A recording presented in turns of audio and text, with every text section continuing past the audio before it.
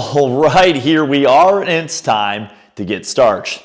Today I want to show you guys a little bit of an unorthodox, a little bit awkward, a little bit weird stretching position that I've been using to work on improving the flexion of my low back. Now that's going to be the ability to flex, round, or stretch your low back.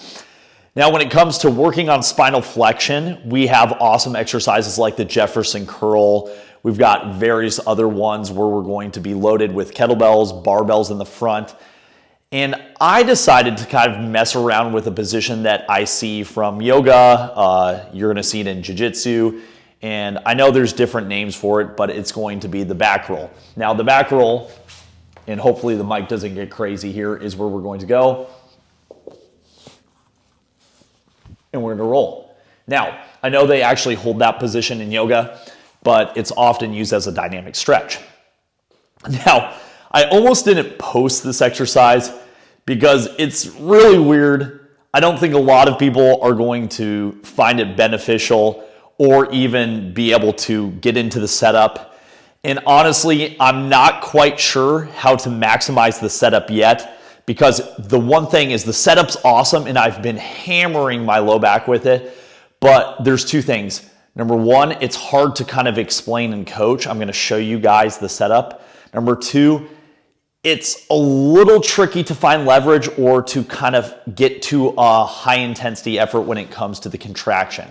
But if you can find and recreate this setup, now stall bars is amazing. I'm sure you could set up a squat rack to do the same thing.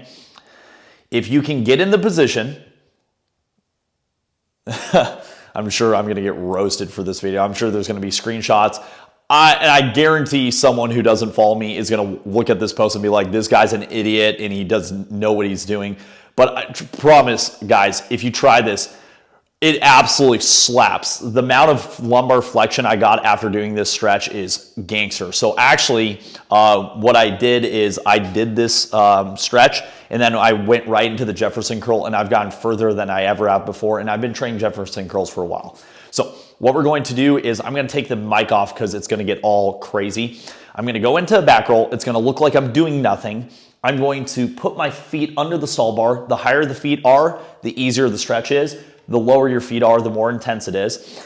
And then I'm going to try to work on rounding my back. Now, I'm just going to show you guys for maybe 10 to 30 seconds. I'm not going to coach while I'm doing the video. But I think you guys will be able to find the training position. Now, the couple ways you can contract are you can press your shoulders into the ground. So if you think about doing a back extension into the ground, so once I'm in the stretch, if I try to contract my shoulders back, that's option one. Option two is I can try to just bow the stretch or push my hips away from the wall. Option three is, this is tough. This is where you don't have much leverage, but if you can find this, it's awesome. I'm going to try to contract my feet up against the top bar, and that's the money one. If you can contract your foot, now sometimes you have to have your toe on, your heel, but if you can do that, that one's money. I know I've talked for a lot. I know this is crazy. It's Friday when I post this, so most people are gonna be like, I don't care, whatever, it's the weekend.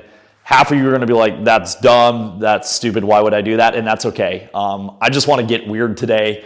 And I think some of you will try this and be like, holy cats, that's actually a really cool way to target lumbar flexion or the thoracolumbar fascia. I'm done talking. I'm going to show you the stretch. I'm going to take off the mic. And yeah, so check it out, try it out, and get starched. So I'm going to back roll. Now, easy would be, I can go here, toes on. Now I can work on some active contractions where I just flex. And then once again, I'm going to press myself away in there. Now, as I start to open up, I can go with my toes in there. And my three contraction options are shoulders into the ground, back extension. So I'm actually trying to extend into the ground. That's awesome. I can try to push myself or bow away, so I'm pushing myself that way. Pushing myself, that's a little bit more dynamic. Or option three is I try to contract my legs back to the ground with my toes. Or you can go heels on and try to, now the hard thing is leverage here. is there's no leverage. And as you open up range of motion, and I know this looks ridiculous, I can go deeper in the stretch and repeat.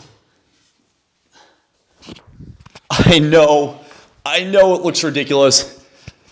And if you work out in a public gym with lots of people around, you probably are going to feel absolutely like weirded out. You probably don't want to do that. People are going to take videos and screenshots of you. But if you're alone in the gym and you want to get weird, try it out. It's just a pike stretch or a back roll. And I know they have a different name for in yoga. But oh my goodness, does this absolutely crush the lumbar area. And I find that with the Jefferson curl, one of the limitations for a lot of people is neurological tension in their calves and hamstrings, even upper back and neck. This position, you can really just get to the lumbar and the thoracolumbar fascia and all of that low back stuff without the hamstrings, calves getting in the way. So this position's awesome. It's weird. Most of you probably don't need to try or do this, and if you do, make sure no one's videotaping.